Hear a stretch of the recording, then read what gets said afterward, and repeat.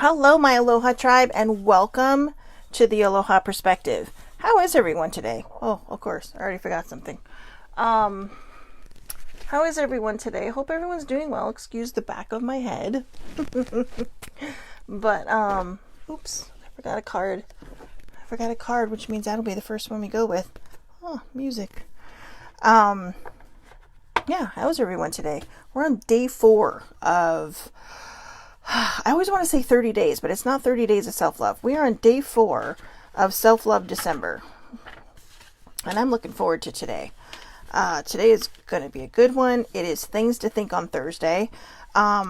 So even though we're not really, I guess I don't know, it could go either way. We could say we're sticking to the themes of the week, which is Hodgepodge Monday, Tuesday Thoughts, Self-Care Wednesday, Things to Think on Thursday, and Aloha Oracle Friday. We do have a subject for tomorrow, but I will be pulling things. Okay, that card can just wait.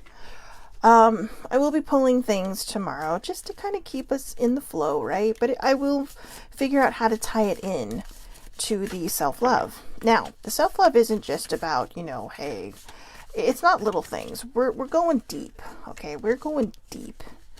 And by deep, I mean, we're not just touching on the surface things. Good morning, Caroline. We're not just going to touch on the surface things in Self-Love December. We're touching on the emotional stuff. What needs to be healed, what needs to, grow, what we can do, tools that we can take into 2022 as, to help us through the days when we have these moments where we're just like, right? Monday was finding the positivity in everything. Not always easy. Number 2 was facing your feelings and doing shadow work. Not always easy either. That's probably going to be the hardest. Those were the foundations that we started in November. And good morning, Charlie. Those were the foundations we started in November so that when we hit December, we could hit the ground running, right? But before we get there, let's just do some of the Aloha deck. This one just wants to come out, eh? It's the surf one. This is one of my favorites. Surfing is like life. Every day and every wave are different. And that's an unknown person that wrote that wonderful quote, but every day and every wave are different. Good morning, older sibling. That's what makes surfing so interesting. No 2 waves are the same. Just like no 2 days in your day is the same. Wow. I don't know who needs to hear stuff, but damn, these cards are flying out. All right, let's just go with this. All right. Okay. Love. Love is when you choose to accept the delightful flaws and quirks that make someone the beautiful person that they are. That's from me. I wrote that. That's right. Most of these guys are going to be my quotes. My brain does work in amazing ways sometimes. But I also took quotes, and I do give credit to where those are due. Where they're due. So, love is when you choose to accept the delightful flaws and quirks that make someone the beautiful person that they are. Okay? Stop looking on the surface and start looking within. That's where you're going to find the magic of a person. When you look past the outside and you see the inside. Because really, that's what makes someone shine, right? That's what makes someone dull or shine. So, mountain peaks. Let's see we haven't had this one before. If you can clear your mind, you can move a mountain. It's another Shelley wisdom. The wisdom of Shelley Marie. Let's call it that. So, if you can clear your mind, you can move a mountain. Do I believe that? Yes, I do. I started moving mountains this morning. Clearly, we're talking about proverbial mountains. But hey, you can try to move a big one if you want to. We had this one before. Pure life, pure vida. Like the ticos and ticas of Costa Rica, the path to no stress, no fuss, and no worries is to live within gratitude and not dwell in the negative. That can be hard for a lot of people, but it is possible. Trust me, I know from experience. The coconut. Coconut meeting. Considered a fruit of the gods, when one smashes a coconut is the equivalent of smashing the ego, which gives way to inner purity and knowledge symbolized by the white fruit. Let go of fear and embrace your life. Let go of fear and embrace your life. Wall of water. Maybe the wall of waves, right? That I'm always talking about. A wall of water made of crashing waves separates you from the ocean of bliss. Have the courage to face the storm and sail out of the sea of misery. You can do this. Be brave and sail forth. Anybody who's been watching this for a while knows that this came straight out of my head. And it was probably one of those days where I was literally talking to myself when I wrote this. A wall of water made of crashing waves separates you from the ocean of bliss. Have the courage to face the storm and sail out of the sea of misery. You can do this. Be brave and sail forth. It can be scary, I know, but I'm telling you, once you get to the ocean of bliss, it's so much nicer there.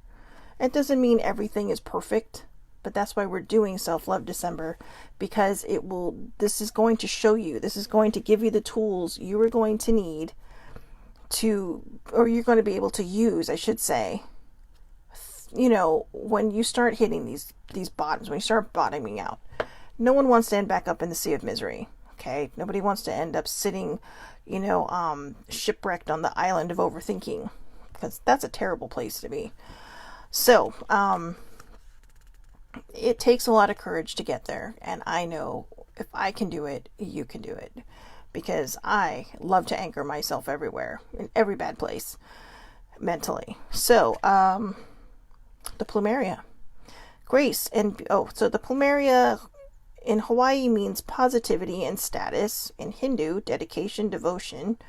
For the Mayans, life and rebirth. In Buddhism, immortality. And also it means charm, grace, and beauty. Though we travel the world over to find the beautiful, we must carry it with us or we find it not. Ralph Waldo Emerson. So, yeah, I like that one. I think that says everything right there. Oh yeah, I like this one. Life is too short to not enjoy dessert. Enjoy the sweet moments in life. Okay? Everything can be a sweet moment if you allow it to be. Just look to the positive. And the volcano. Tough moments in our lives can shape us or destroy us. The choice is up to you. Are you the mountain that blows its top or the lava that creates new land? That's your choice. So, do you want to be the lava that blows its top, or the volcano that blows its top, or the lava that creates new land? Man, that's not always easy. Sorry, I'm having some hair issues today. Hair issues. So anyways. All right. Let's get cracking. Things to think on Thursday. Day number 4 of Self-Love December. Ignore them. Don't listen to others who bring you down. Live a life that is empowering to you. Vibe high. Now, again, I wrote all these last weekend. I did a random number generator, picked a bunch of things off the internet and out of my own brain that I thought would be helpful for the next 25 days. I say 25 days because we're only doing these on weekdays. Okay? The weekends, I want people to take time to just focus on something. Yeah, everybody needs those 2 days off. Even if they're not technically your weekends, we all need time to digest all these things. Otherwise, it just hits your brain and falls out the other side. So again, ignore them. Don't listen to others who bring you down. Live a life that is empowering to you. Vibe high. There are always going to be people in your life who think they know what's better for you. We may even be those people. We always I tend to overstep thinking I know what's best for other people because I don't want to apply it to my own life. And I've had to learn that the hard way. Not easy, okay? Because eventually they're going to push back and say, you just need to back the F off because, all right? The quote that I actually picked was perfect. And I think it actually is what inspired today's subject that I'm going to talk about. It's from Eleanor Roosevelt. Do what you feel in your heart to be right, for you will be criticized anyway. So, no matter what we do in life, and no matter where we go in life, there will always be that one person that it's just not good enough for. Or who thinks you're making a mistake, or who thinks they know better than you, or who thinks, no, you shouldn't be doing that because it's wrong, and, you're only hurting yourself, and you might hurt others in the process. But look at imagine what would have happened if people said, well, you shouldn't be doing that. You shouldn't be messing with things that, are out of our control. We may have never gone to Mars. We may have never gone to the moon. Well, we haven't gone to Mars yet, but we have a rover there, a couple of them. But people wouldn't be exploring. Okay? We probably wouldn't have movies. Right? We wouldn't have talking movies. A lot of people were like, oh, talkies are going to fade away, blah, blah, blah. Okay? But on the flip side of that, some of us are huge silent movie fans. I love silent movies. Buster Keaton is just, I love him. I love him so much. So I also wrote down 2 notes, okay, last night, because I was doing a lot of work in the Floof book last night. But I used to worry about being, okay, so this is where we're going to start the talk. I used to worry about being too much for some people, that I became not enough for me. So now I'm going to embrace learning, how to vibrate at my highest, because when we dial it back, the only person it hurts is ourselves.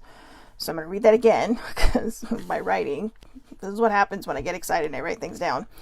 I used to worry about being too much for some people, that I became not enough for me. So now I'm going to embrace learning how to vibrate at my highest, because when we dial it back, the only person it hurts is ourselves. That's true. I know that sometimes I think my energy can be a bit much for a lot of people. But the next thing I wrote down was sing out loud, live out loud, remind yourself you are amazing, and if people don't like it, then they're not meant to be on your path, or they need to look within and ask why. We all have, I want to say we all have that one friend, right? That's just super crazy. And I don't mean crazy in a bad way. I mean, just like, oh yeah, let's do this. We're fun. And, who vibes at their highest because they don't care what other people think about them. That's the whole point of day 4. What other people think of you is not your business. We may say, well, yes, it is. No, it's not. What do you think of you? The only person whose opinion should matter to you is yours. What other people think about you is none of your business, because they have a skewed view of you. They're not living your life. They're just looking at you from the outside and saying, oh, seriously? No. There are people out there who judge people for their lifestyles. There are people out there who judge people for the career choices they make or don't make. There are people out there who will judge you for everything. Okay, they will judge you for having brown eyes, if it's not, even though you don't get that choice, right? I mean, you can get contacts and stuff, but you know what I'm saying. They judge people for their hair color. They judge people for their size. Those are the people who are probably very unhappy inside and don't even realize it. Some of them might, and so they're projecting. I mean, look at it this way. We all heard of fat shaming, okay? That's a hashtag. That's a real thing. There's also skinny shaming. Now, I know a lot of people in the plus size community that don't get it, and I don't mean that to be mean. See, I've, like many people in this world, I have lived on both sides of those tracks. I have been rail thin. I have been plus size. And I think because I've had the opportunity to see both sides, I wasn't bullied for my size when I was a kid. It was very awkward. I was called ugly quite a bit because I was so awkward. I had stuff that was going on in me that none of them knew about. And just making it through the day, even as a child, was a struggle because I was keeping secrets from everybody. Teachers, friends, family, my parents, everybody. And basically what it became was like I was a ticking time bomb. And that bomb exploded when I was 16. I finally just couldn't hold it together anymore. And I broke down in class during one of our career and family studies classes. And when we were talking about the subject of trauma and whatnot, and I lost it. My bomb finally went off. But by then, I had very supportive friends, very good friends. And I think my body was just like, you know what? Now is time. It took me a gazillion years to heal all this stuff. Because, we always think, well, I healed it, so I don't want to talk about it anymore. Or you push it down because you don't want to think about it. I was talking to baby sibling the other day. and she was like, wow, you have a really good memory, because I remembered something, I remembered someone that she used to talk to, that she started talking to again. I said, oh, so and so, and she's like, yeah. But the problem with having a memory like that is that you remember. And now that I'm going through this phase in my life where I am starting to feel everything for the first time, yes, the first time, not pushing it down, not shoving it away, just dealing with it as it comes up. It's a whole different egg.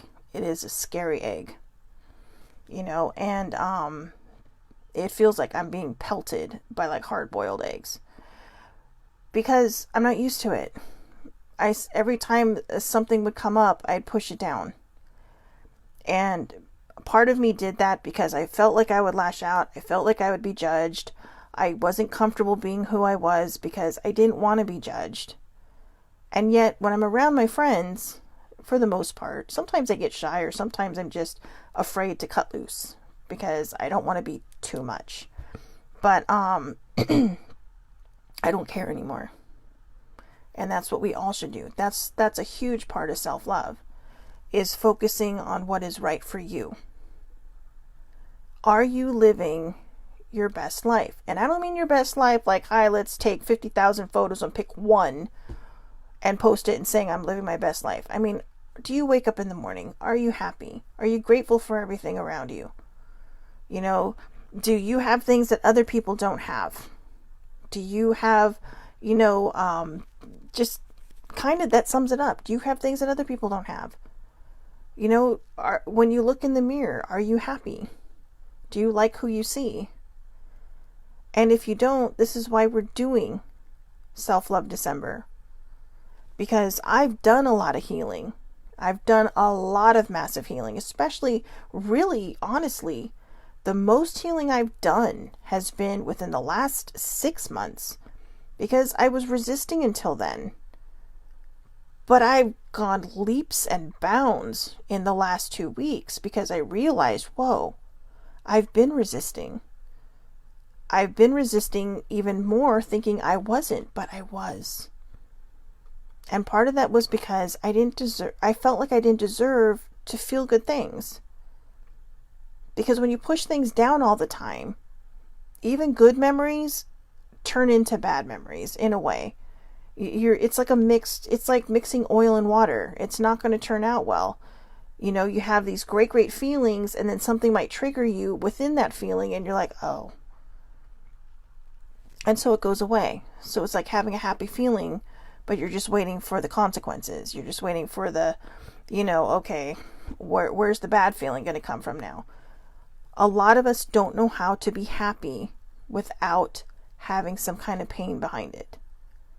And so now that I'm learning to feel everything, I'm learning to just push aside all those things. So anybody who's not familiar with the new project I've been working on with myself, my shadow work. My shadow work, I named her Floof. Floof is my inner child. She is my inner shadow work that I am working on. So when I refer to the Floof book, it is basically this book right here that I work on. Whenever something bad comes up, I haven't gotten that far, but whenever something bad comes up, I go to the book and I write and I try to figure it out. And yesterday, actually, I had kind of a breakthrough for myself. I'm not going to read it because my writing when I get excited is terrible. But and I just trip all over it. But I did put at the beginning, I pulled a sun card yesterday, which is about your energy. It's about vibrating high. It's about just saying, you know what, fuck it, and just do it. Just do it. Like the sun. No matter what happens, no matter what cloud cover is in the sky, the sun and the moon always come out. Right? They always rise. The stars are always there, sparkling and twinkling. Obviously at night you can see them better. But that doesn't mean they're gone during the day. They're still there. They're still there. And that's how we kind of need to look at feelings. They're going to come up. They're going to go down. They're going to go, they're going to have their horizons. They're going to have their sunsets. But feelings are like stars. They're always going to be there. But it's how you choose to look at them. Do you notice them? Or do you ignore them? Do you think, oh yeah, they're there? Or do you actually stop and really kind of pay attention to them? When we start to pay attention to them, we start realizing that even the bad feelings can be some of the most beautiful feelings, because you're feeling them and you're moving past them. And not only are you moving past them, you're healing them. And you're turning them into something that can shine brightly in your life. You're turning them into something that can be, you know, a big catalyst for you, because you're going to look back and say, wow, I pushed through and I made it. I did that. That's where strength comes from. It's reminding yourself, I've survived every single day up until today. And don't look for tomorrow. Don't look past, the next hour. Stay in the moment. So I thought to myself, or actually I said, all that stuff that I had written down, I said, all that being said, Floof has been incredibly resistant to a new mindset. Now remember, Floof is my inner child, my shadow work that I'm doing. Just for people that don't understand shadow work is going in and healing all the shit inside. But we call it shadow work because a lot of times it's so far in the shadows you don't see it, right? Until it's literally right on top of you and tackling you to the ground. And you're like, oh my God, where did this come from? Why is this happening to me? And then you sit down, and this is why I always encourage people to journal. Even if you are not a writer, I encourage people to journal because it kind of helps you get your thoughts out, and it's a very honest place. You can be honest with yourself there. No one else is going to see it unless you choose somebody else to see it, for somebody else to see it. They're your thoughts. I'm an open book. I don't really care who sees the Floof book. But I just put on here, all that being said, Floof has been incredibly resistant to a new mindset. Honestly, I think it is less trust and more about being disappointed. But honestly, I'm worrying for no reason. Trust has never been our strong suit. The inner child trusts very few people, and I'm doing my best to convince her that it will be okay. There are very few people I trust with my life, in my life. And it's not because I don't love the other people that are in my life, my friends, my family. They're amazing. But it's because I'm learning now how to understand and how to build trust. Because at a very young age, my trust was broken. And instead of piecing it back together and learning from it a long time ago, I just swept it up and kept it in the dustpan sitting in the corner. And so now I have to deal with it. And I decided the only way to do this is to trust, is to not be resistant, is to just be who I'm going to be when I walk out the door. It's to, not listen to others who bring you down, or, live your life that is empowering to you. You are in charge of yourself. We're not in charge of anybody else. We would like to be, I think. I think there's a lot of people that like to pick up this world and shake it just a little bit and see what happens. But ultimately, we are in charge of who we are. We're in charge of our inner being. We're in charge of our well-being. We're in charge of our bad moods, our good moods. When we lash out at people, people may hurt us, but we choose how we respond. And don't forget, sometimes we may turn around and hurt other people. I've been guilty of that. And there are a lot of, apologies I've made that people are like, why are you apologizing? I didn't even know this. So, and it hasn't been easy.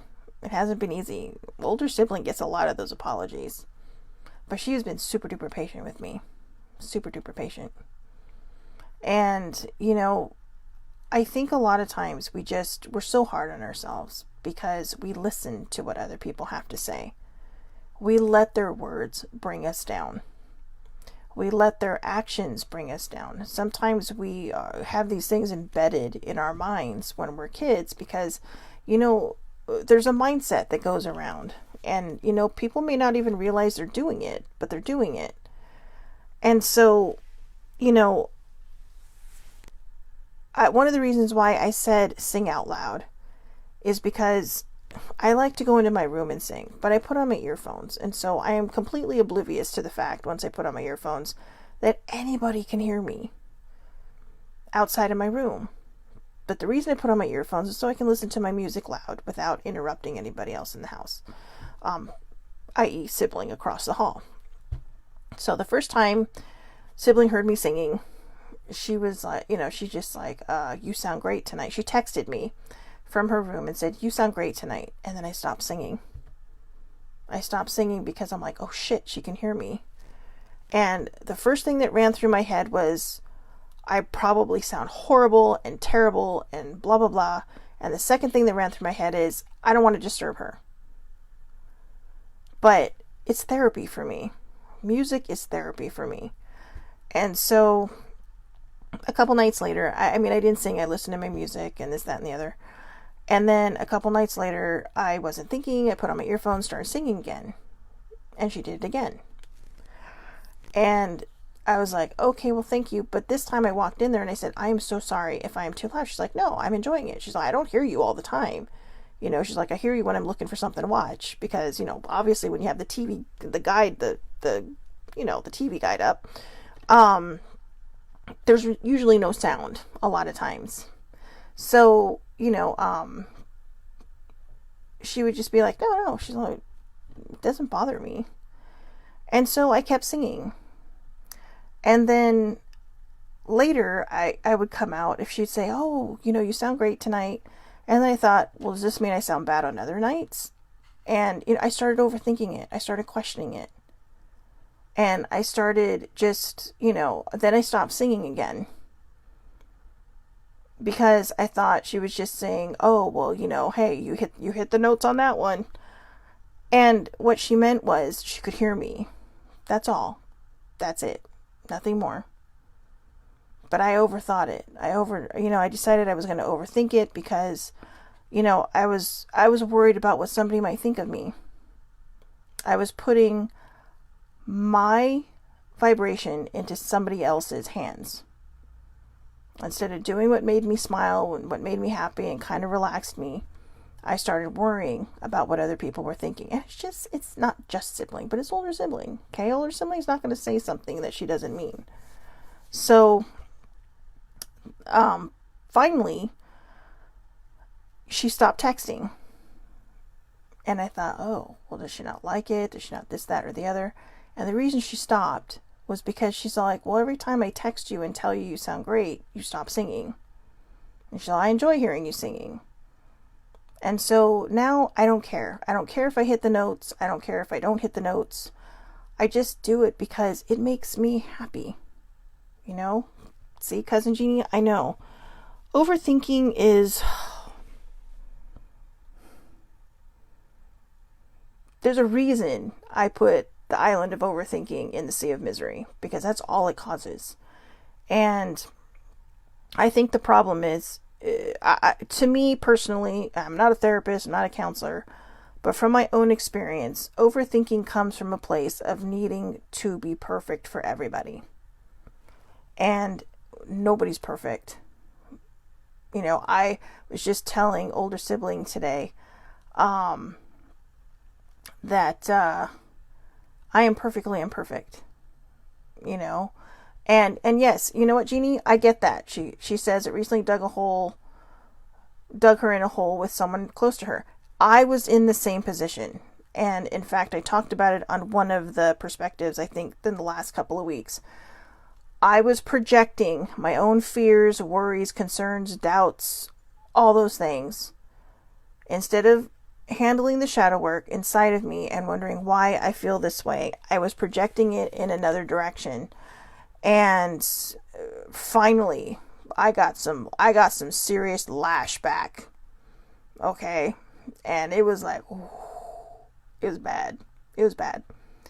And, it was with baby sibling. I was projecting and she had enough on her plate as it was. And good morning, Kelly. But yeah, she had enough on her plate as it was. And I was projecting onto her because I couldn't deal with what it was that I needed to deal with. So I transferred it, I projected it.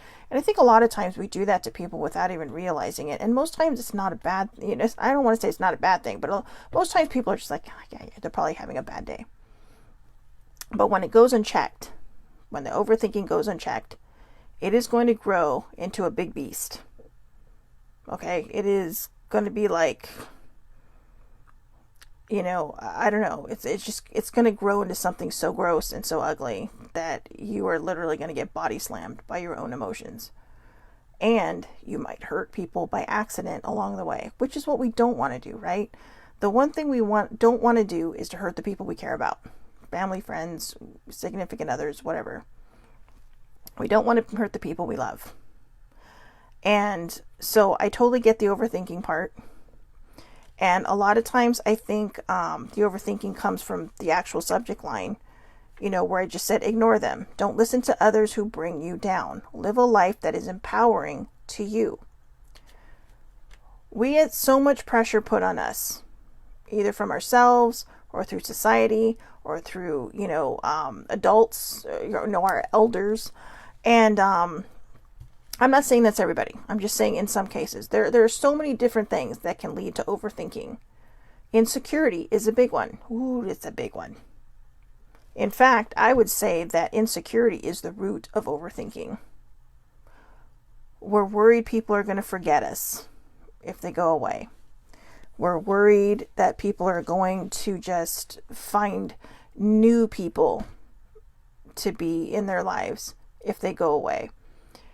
I am going to use myself and baby sibling as a prime example of how to maintain a relationship through the miles. Baby sibling lives about 7 hours away from me, driving. Okay? By plane, by the time I get to the plane or get to the airport, get on the plane, get off the plane, it's still about a good 5 or 6 hour trip. Okay? And that's if it's a direct flight. So I choose to drive because it's good reflection time and whatnot. But she lives that far. But we keep in touch every day. We text every day. We, even if it's just good morning. Because she has a life and I have a life. And I'm starting to realize that my life is what I need to focus on. Not everybody else's, because I'm not happy in my life or because I'm disgruntled in my life or, all the bad things that you try to come up with, right? I realized, and I told older sibling this, I said, the reason I am in the mindset I'm in right now is because I am spending too much time worrying and overthinking and, imagining all the bad things that are probably never going to happen, which causes more overthinking. And by doing that, I'm shooting myself in the foot. So when it comes to overthinking, again, what other people think of you is none of your business. The only opinion that should truly, truly matter to you is your own. And if you do not have a high opinion of yourself, I highly suggest you start doing shadow work and doing some journaling and going within to find out why. Could it be a relationship that isn't working, that causes you to think that other relationships won't work? Did you go through something when you were younger that never got resolved? And so now it kind of projects itself onto everything else. Is it because sometimes, people come in and out of our lives and we're afraid that, people we are really close to are going to come in and out of our lives? If a relationship is meant to stay, it is going to stay. And the worst thing we can do is project on it and put our own transference on it and that's how you push people away. And a lot of times people don't want to say anything until they lash out. So I'm going to tell you this now to save yourself the grief. Anybody who's going through this whole overthinking thing, this is what I did. And I've never had to come into the situation where I've been on the other side yet. If something is bothering you, sit down and chit chat. Because if you push it down, it's going to blow up. And it's just like the volcano, right? Do you want to be the mountain that blows its top or the lava that creates new things? New land. And I have been to a place, I've been to those mental places. I've been to those places where I literally overthought something so much and projected it in all the directions that I got the lashback. And it's not fun. It's not pretty, right? I mean, who wants that? Who wants to... Sorry, my hair is killing me today. Nobody wants that. And I also suggest that if you are the person that someone is coming to talk to about their feelings, that you sit and listen with an open mind and an open heart. Because I will tell you now, it is easier to push down things and let things just purge out of you like freaking Mount Vesuvius when it explodes than it is for someone to find the courage to sit down and talk to somebody and share their feelings, no matter who they are. Whether it's family, friends, a significant other, a boss, a coworker. It is hard to sit down and share your feelings. I sat down several years ago and shared how I was feeling. And ironically, or is it 4 months later, I was out of a job. And I'm not saying that it wasn't coming. I'm not saying, because I don't know. But I found the timing to be very peculiar since everything was going fine until I sat down and had that talk with my immediate boss. And she mistook everything I said. And why? Well, I don't understand what it is you're going through. But she didn't stop to listen and try to decide to listen of what I was going through, about what I was going through. She just made assumptions based on everything else that we see, the media feeds us and everything. My mental health is not going to hurt anybody. I mean, not physically hurt anybody. I have hurt people with my words because I have pushed things down. I've made myself sick from pushing things down. So a lot of times you have to get it up and out. You have to let it surface. You have to let it, push through so that it can grow into something. It can turn into something beautiful. It can turn into something amazing. So if you're the overthinker and you're going to talk to somebody, both parties need to be open-minded. Both parties need to be understanding and show some empathy, show some compassion. Because again, if somebody's coming to talk to you about their feelings, it takes a lot of courage to do that. It takes a lot of strength, especially for an overthinker. And that is me. And that is a lot of other people. And as I found out, it's also my cousin Jean. And that's okay. You're not a bad person if you overthink. You're just holding yourself back. And again, when I do the perspective, these are all literally from my perspective, obviously. But they're things I've been through. She saw I'm over here nodding my head in agreement because I've been there. I am happy to talk to you on the side on how I've had to deal with it. But to be honest with you guys, the best way to overcome overthinking is to really stay in the moment. Don't worry about the next moment. We all have to plan things, right? I mean, life does require planning. But when it comes to what we're thinking, there's a great quote. Why worry about something that will probably never happen? Okay, why worry about something that will probably never happen? And if you want to go straight out of Hufflepuff House, Newt Scamander, worrying causes you to suffer twice, or something like that. I'm paraphrasing, but that's the gist. Worrying causes you to suffer twice.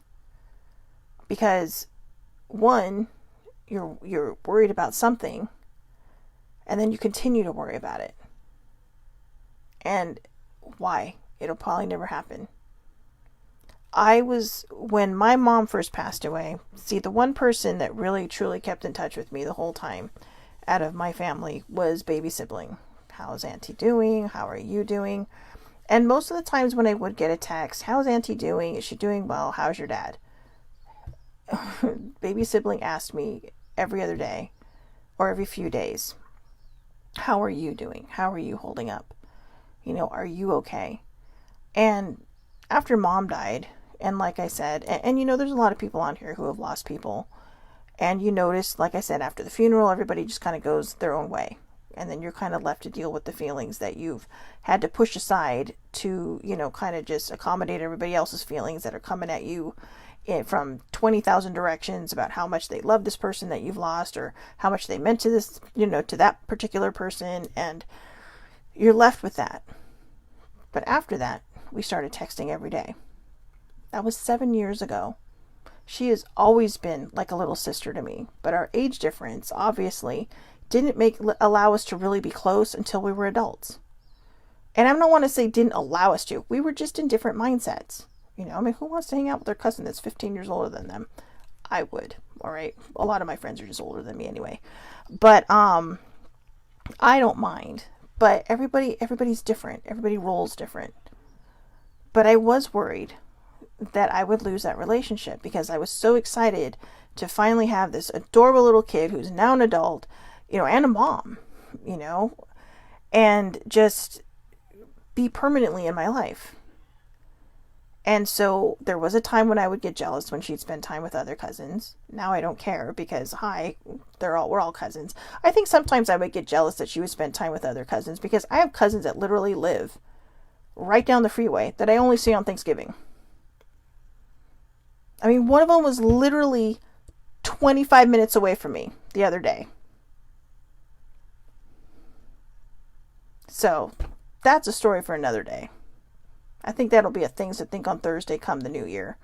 Why we just, I don't know. Maybe I'm just not as close to them, or they're not as close. Maybe I feel like I'm closer to them than they are to me.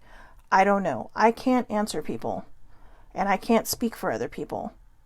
But what I can speak to is that baby sibling and I have managed to maintain this relationship for 7 years, and it's still going strong.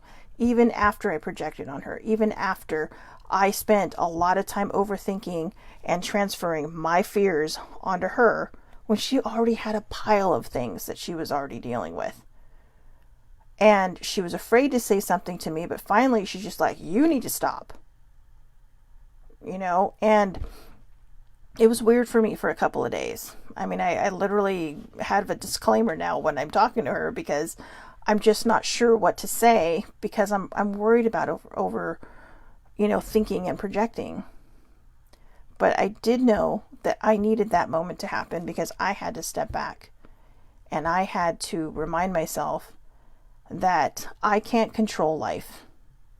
A lot of times we want to control everything around us because we want to make sure that the outcome we want happens. But the truth of it is you can't control anything. Life is not to be controlled. It just happens. And whatever's going to happen is going to happen, and we just have to deal with it in the moment. For the people that are really concerned about losing friendships or, close friendships and relationships, don't worry about that. Yes, distance can make things harder, but just keep in touch. All baby sibling and I do every morning, good morning, how are you, have a great day, love you. Balls in their court, whoever texts first. Same with my dad. I usually get a present ... love you from my dad, but hey, at least I know he's alive. I know it sounds terrible, but that's the whole point. We text each other every day to know we're both okay. And sometimes we talk longer. Sometimes it turns into a phone call, which I really should make it a point to call my dad every week. But he is not a phone talker. So I navigate things differently than a lot of people. And I think we all do. Nobody navigates the same thing the same way. But just the best thing I can say, guys, when it comes to overthinking is to get out of your own head. Stop thinking of every bad scenario that can happen. Stop thinking about what could go wrong and think about what could go right. Right? Older sibling loves to tell me that. Stop focusing on what could go wrong and focus on what could go right. It's all mindset. It's all about a positive mindset. And I am still breaking the cycle of overthinking, but where everybody says, when you go through Alcoholics Anonymous, which I know kind of the basis of their 12 steps, because Overeaters Anonymous does the same thing. And one of the things they say is, how do I get through and make it feel okay? One day at a time. For me, I have to do it one moment at a time. So, okay, sometimes we're thinking it's right, but then it turns wrong. If you're thinking it's right, feel the energy behind it. I know a lot of people don't believe that what they think can come to fruition. Every energy you put out there, you are going to get back. Okay? It's same with praying. If you're praying with fear behind it, it is probably not going to happen. But if you're praying, saying, hey, thanks God, thanks for having my back, it's probably going to turn out right. If it turns out wrong, there's a lesson there. There is a lesson in everything that we go through, good and bad. So if it goes sideways and it goes wrong, you have to sit there and ask yourself, where did it go wrong? Where did it go sideways? Maybe it wasn't meant to happen one way. Maybe it was meant to happen one way. Maybe there's a growth opportunity in this. I don't know the situation, but if you sit down, a lot of people think journaling is just about writing in a book. You can do it on a computer. There are times, like I said, that I actually journal on the computer because a lot more comes out because I type faster than I write. But I have found from my own experience that if I'm thinking it's going right and it goes sideways, I either have to check my energy, my vibration. Where am I vibrating? Am I vibrating high? Am I forcing something? Am I choke holding something? Or is life trying to teach me a lesson or show me a lesson or teach me how to speak up for myself? There have been times when things have gone wrong and I thought it was my fault until I stopped and thought, oh my God, they're doing what I'm doing. They're projecting. That's when you need to sit down and have that talk. That's when you need to sit down and say, hey, let's sit like adults. Let's chat like adults. Let's show some compassion and empathy for one another, and let's work through this. If more people sat down with one another in that moment where there is pain, I think a lot of relationships could be saved. I think a lot of friendships and familial relationships could be saved. I think when people are honest about their feelings and they hold themselves accountable for their feelings and the other party holds themselves accountable for their feelings, things can work out better. No two people think alike. Even twins don't think alike.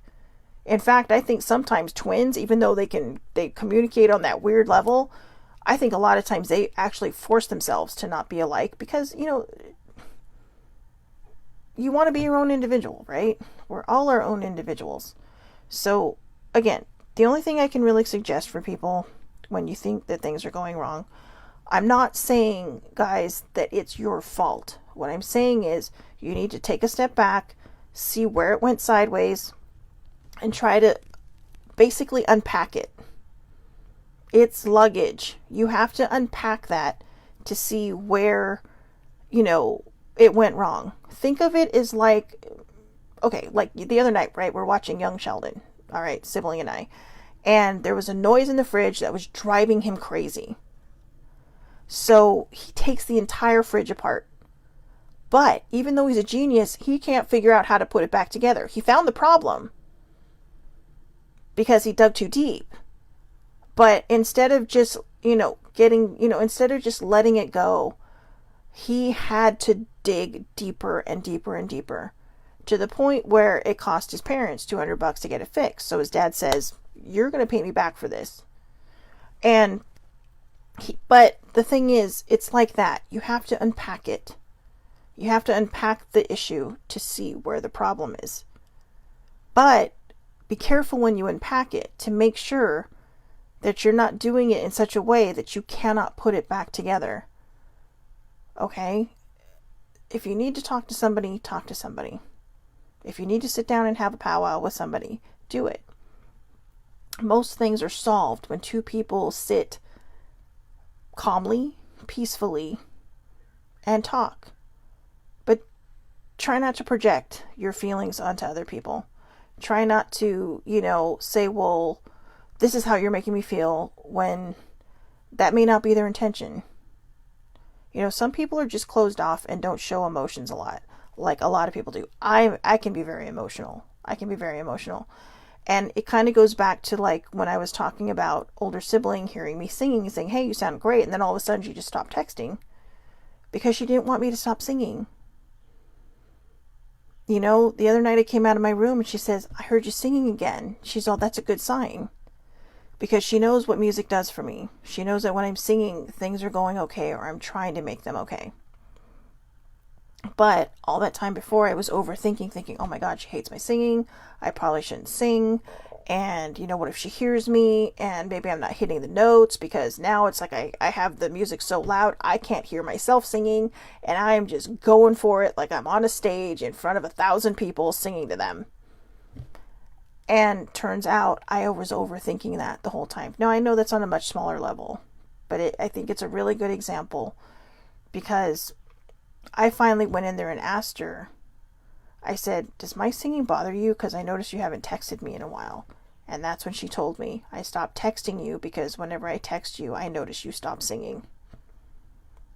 She's all, but I enjoy it. So that's a huge thing. So remember, I'm going to finish this with the quote that I started with from Eleanor Roosevelt. Do what you feel in your heart to be right, for you will be criticized anyway.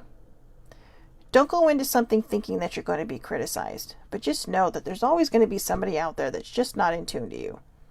No matter how much we want people to be in tune to us, there's always going to be somebody who's just kind of like going to roll their eyes at you. I love my dad, but sometimes my dad does that to me. My beliefs are not exactly in line with his, okay? But he also lets me be my own person. He also lets me grow. And there are times when I approach a subject very, carefully. Not in the way I want to, but in the way I know that he will be receptive. He's receptive. There were a lot of things we had to talk about when he came out of the hospital.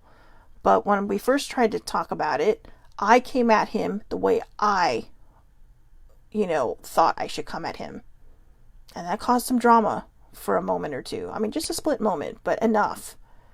But then later when we were talking and he was feeling a little bit better, I approached him from how, if I were in his shoes, I would want to be approached. And we were able to have the talk. We were able to talk about everything the doctors told me, about what he was going through, how it was going to be fine, how he just needed to let his body heal, this, that, and the other. And I had to know when to stop. Because I tend to overstep. Because I worry. Because, sometimes we care so much, or we're so connected to somebody that we don't want to lose that connection. But if you chokehold something, you are going to lose it. And so sometimes we just have to take a step back and trust that everything is going to be okay. Even when it feels like the boat is rocking or you're hanging on by a thread. Even when it feels like things are going sideways when you thought they were going right.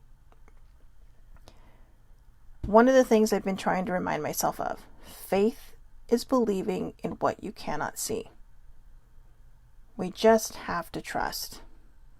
We just have to believe that everything is going to be okay.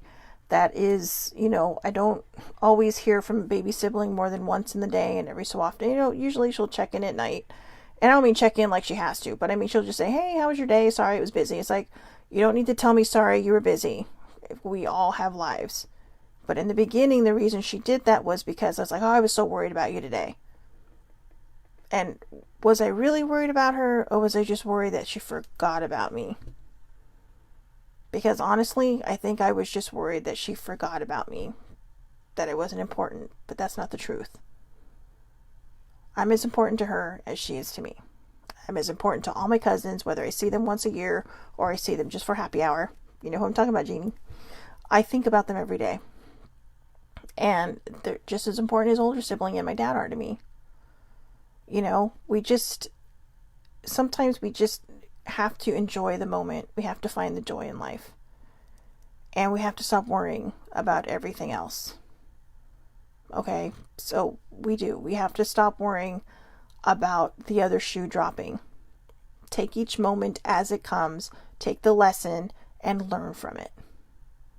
Okay? Whether it's your lesson or somebody else's lesson. And if something's bothering you, don't push it down. Just say, hey, you know what? I have some things on my mind that I'd really like to get cleared up. But I'd really like to talk to you, and I don't want to fight about it. Well, actually, don't even say that, because sometimes you're putting them on the defensive already. Just say, I have some feelings I'd like to share, and I'd like you to just hear me out.